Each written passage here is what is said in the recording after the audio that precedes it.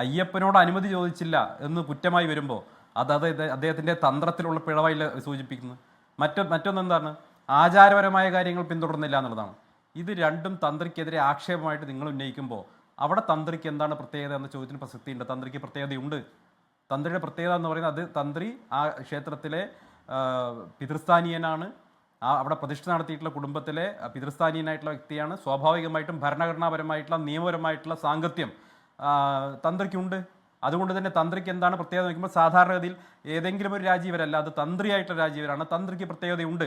നിയമസഭാ സ്പീക്കറുടെ കാര്യം ഞാൻ പറഞ്ഞത് അതുകൊണ്ടാണ്. എന്താണ് speaker as an institution Sajeevan കാര്യങ്ങൾ കേൾക്കാതെ അത് കാര്യങ്ങൾ കൃത്യം പറയുകയാണ് ചെയ്തത്. അത് ഞാൻ പറഞ്ഞ എന്താണെന്ന് അതിന് മനസ്സിലായില്ല. ആസ് ആൻ ഇൻസ്റ്റിറ്റ്യൂഷൻ സ്പീക്കർ എന്ന ഇൻസ്റ്റിറ്റ്യൂഷനാണ്. ഷംസീർ വേറെ ആളായിരിക്കാം, പക്ഷേ അതുപോലെ തന്നെയാണ് ക്ഷേത്രത്തിലെ തന്ത്രി ഒരു ഇൻസ്റ്റിറ്റ്യൂഷനാണ്. ആ തന്ത്രിക്ക് എന്ത് പ്രത്യേകത എന്ന് എം പി രാജ് ചോദിക്കുമ്പോൾ 2018-19 കാലഘട്ടത്തിൽ ശബരിമലയിൽ ആചാരലംഘനം നടത്താൻ വേണ്ടി CPM ശ്രമിക്കുന്ന കാലത്ത്, ഇടതുപക്ഷ സർക്കാർ ശ്രമിക്കുന്ന കാലത്ത് അവരുയർത്തിയിട്ടുള്ള അതേ ആർഗ്യുമെന്റ് അവർ വീണ്ടും ഉന്നയിക്കുകയാണ്. തന്ത്രിക്ക് പ്രത്യേകതയില്ല, ആചാരപരമായ കാര്യങ്ങൾ തന്ത്രി പറയേണ്ടതില്ല, ഞങ്ങൾ പറഞ്ഞോളാം, ഗവൺമെന്റ് തീരുമാനിച്ചോളാം, സുപ്രീം കോടതി വിധി ഞങ്ങൾ നടപ്പാക്കും എന്ന ധാർഷ്ട്യവും ധിക്കാരവും കൊണ്ട് ഇറങ്ങി തിരിച്ചല്ലോ. അതേ നിലപാടിലാണ് ഇന്നും അവരെന്നുള്ളത് ജനങ്ങൾക്ക് ഇന്ന് നിയമസഭയ്ക്കകത്ത് ബോധ്യപ്പെട്ടു. അതാണ് എൻ്റെ ആർഗ്യുമെന്റ്. തന്ത്രിക്ക് പ്രത്യേകതയുണ്ട് സർ. തന്ത്രിയുടെ പ്രത്യേകത എന്ന് പറയുന്നത് തന്ത്രത്തെയാണ് നിങ്ങൾ ചോദ്യം ചെയ്തത്. ആ തന്ത്രത്തിൽ അദ്ദേഹം തെറ്റായിട്ടുള്ള കാര്യങ്ങൾ ചെയ്തു എന്നാണ് കേസ്. അപ്പൊ പിന്നെ തന്ത്രിക്ക് പ്രത്യേകതയില്ലേ? തന്ത്രി എങ്ങനെയാ അവിടെ വ്യക്തിയാവുന്നത്? അത് ഇൻസ്റ്റിറ്റ്യൂഷനാണ്. ഇൻസ്റ്റിറ്റ്യൂഷന്റെ ഭാഗത്ത് തെറ്റുപറ്റി എന്നതാണ് നിങ്ങളുടെ കേസ്. പിന്നെ നിങ്ങൾക്ക് തന്ത്രിക്ക് എന്ത് പ്രത്യേകത ചോദിക്കാൻ എന്താ അധികാരമുള്ള, എന്താ അവകാശമുള്ളത്? അവിടെ തന്ത്രി എന്ന് പറയുന്നത് ലക്ഷോപലക്ഷം വരുന്ന അയ്യപ്പ ഭക്തരുടെ വികാരമായി മാറുന്ന അവിടെയാണ്. നിങ്ങൾ ശബരിമല ക്ഷേത്രത്തെ തകർക്കാൻ വേണ്ടി നടത്തിയിട്ടുള്ള ശ്രമത്തിന്റെ ഒരു എക്സ്റ്റൻഷനാണ്. അതാണ് തന്ത്രിയും ആക്ഷേപിച്ചിട്ടുള്ളത്.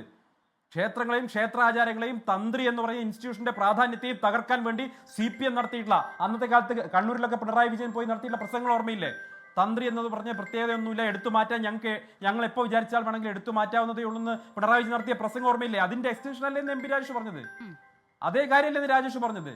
അപ്പൊ ഞാൻ അതാണ് കൃത്യമായി ചൂണ്ടിക്കാണിച്ചത്. എം പി രാജേഷ് എന്ന് പറഞ്ഞത് പഴയ CPMന്റെ നിലപാടിലേക്കാണ് അവർ വീണ്ടും പോയിരിക്കുന്നത്. ഇവരിപ്പോ അയ്യപ്പ സംഘമൊക്കെ നടത്തി ഞങ്ങളിതാ അയ്യപ്പ വിശ്വാസികൾക്കൊപ്പമാണ് എന്ന് നടത്താൻ വേണ്ടി അവരുടെ ശ്രമം അത് പരിപൂർണമായിട്ട് അവിടെ പരാജയപ്പെട്ടിരിക്കുകയാണ്.